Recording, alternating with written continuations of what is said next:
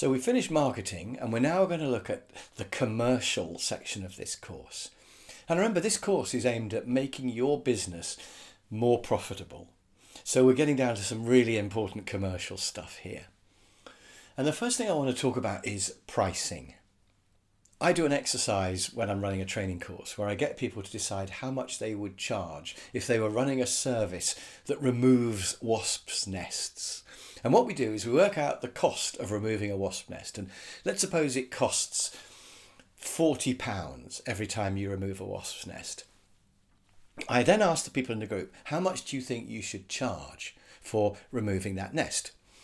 And they go, well, it costs £40, so we're going to add 10% and charge 44.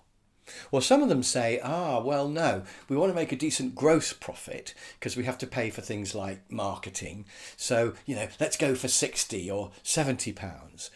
But they're wrong as well, because what they're doing is they're basing the price on the cost.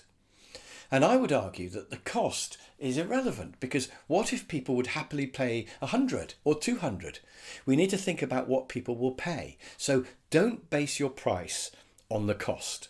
Forget the cost. And also, don't base your price on competitors, because that's what another lot of people do. They say, well, everyone else is charging £100, so we'll charge 100 as well. Or they're charging 100, so we'll charge 95. And all that happens then is you get a race to the bottom, because you go to 95 and your competitors go to 90 and you're on 85. And the thing is, there's always going to be somebody cheaper than you. So your pricing should not be aimed at being the cheapest person out there, especially as the people who are cheaper than you are probably providing a really poor quality product or service. And you're going to struggle to compete with them by being cheaper than them, because you're going to be doing a proper job, I'm imagining.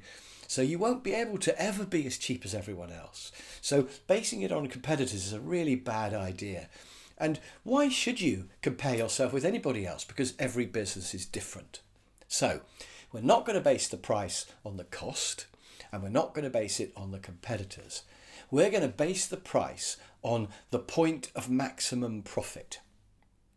So maybe we're going to charge £150 for our wasp nest.